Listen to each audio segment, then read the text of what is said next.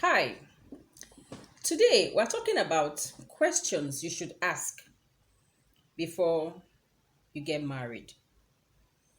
Questions you should ask with someone you're in a relationship with before you get married. What are those kind of questions? You see, if you don't communicate like this before marriage to answer certain very important questions, you may just get into marriage and you find out that, wow, how did I get here? What happened? How did it start? When did it start? How did we enter this situation? You understand? So these are the questions that you need to ask. Moreover, there are five very important questions. The other ones can also follow because one thing leads to the other and situations can arise. So the first question I really like people to ask, young people to ask before they get married is, how do you see God?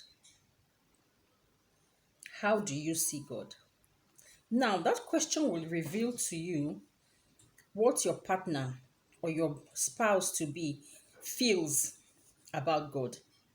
Okay? Now, marriages, God instituted marriage. So, what did God say about marriage? Husband, love your wife. Wife, see that you respect your husband. Those are the two major commands from God our Father. You need to know what your spouse feels about God, how he views God. That will enable you to understand how this relationship will be, where this relationship is going. Secondly, you need to ask your spouse to be, who is your mentor? Or who is that one person that you hold in highest esteem? Second question, who is your mentor? Who is that one person that you hold in highest esteem? Because bearing in mind that certainly something will go wrong in a relationship, and then you will need somebody that can put your partner back to his senses. And then there are people in our lives that when they speak, we just obey. Why? Because we hold them in high esteem, we regard them, they have touched our lives in special ways. So you need to find out who is that for your spouse to be. Because if you don't know who that person is, when there is trouble and you need to run to somebody, you will find that you have nobody to tend to. And then your spouse, your wife, or your husband may not have anybody that he can listen to. He may want to take a serious decision like ending the marriage, for instance, and you have been begging him, it's okay, forgive me, or this or that. Then you don't have anybody that you can tell. You may meet his elder brother, you tell his elder brother, well, this is my life.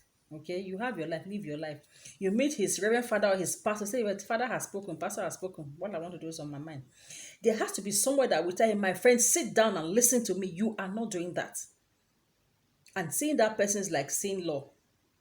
Then say, but sir, sis is what is now listening to me. She's sorry. Things like that. There has to be somebody that your spouse to be looks up with very high esteem that can actually say something and he or she listens. Very important.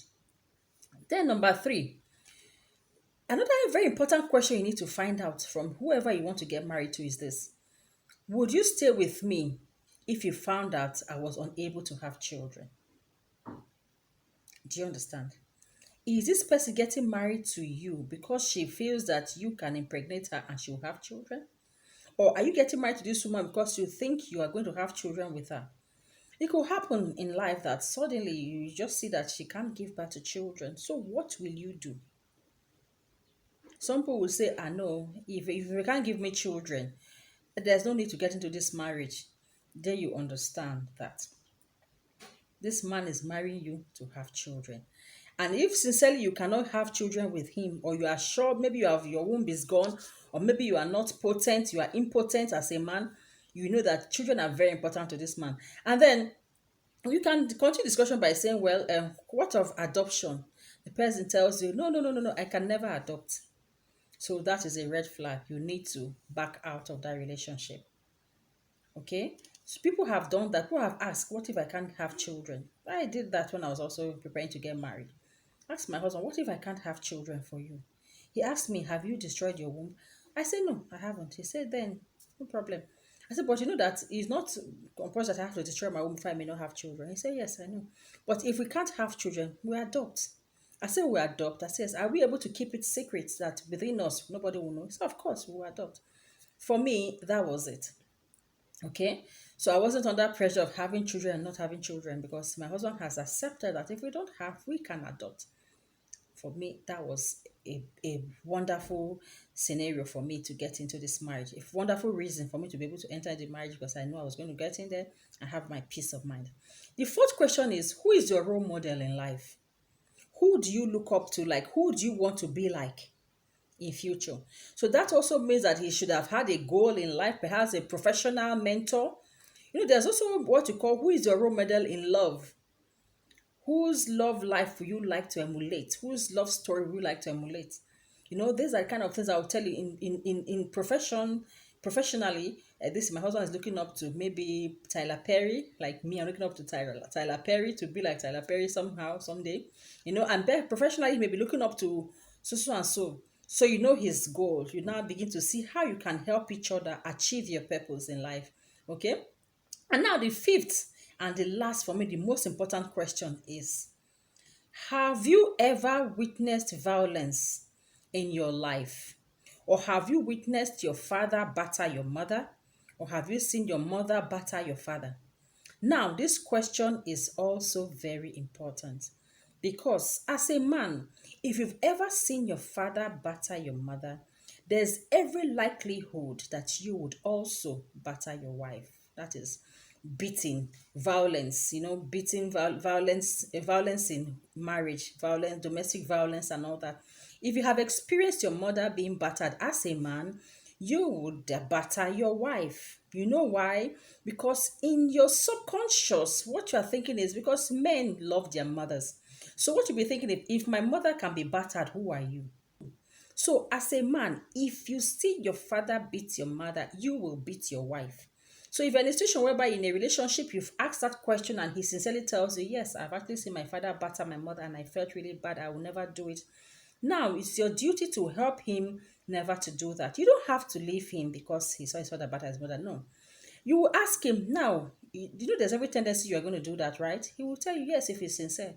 And then you tell him when we are getting angry and when we are want to quarrel or when we are about fighting, what will I do to stop it? So we tell you just be quiet or allow me walk away. You can prevent that beating. Yes. And for the ladies, if they've ever seen their father batter their mother, what do you see?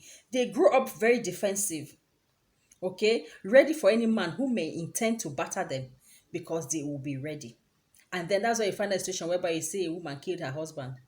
The man slapped her and then she killed him because she's already fighting. My mother took it, me, I will not take it.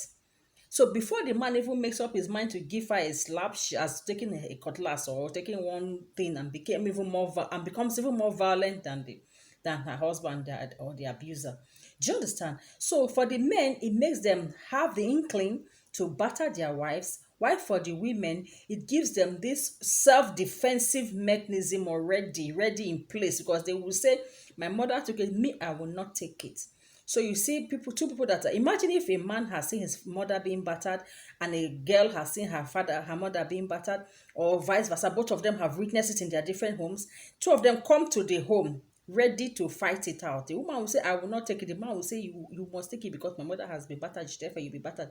These are unspoken things, but their actions will portray this. So if you can get your spouse to answer these 5 questions, trust me, you will already weather your storm before you get there. Okay? And that's when the love is flowing. So I will say more about this. There are other questions that actually needs to be answered too, apart from these 5 most important questions. I have a whole lot of them. So I'll call this video part 1.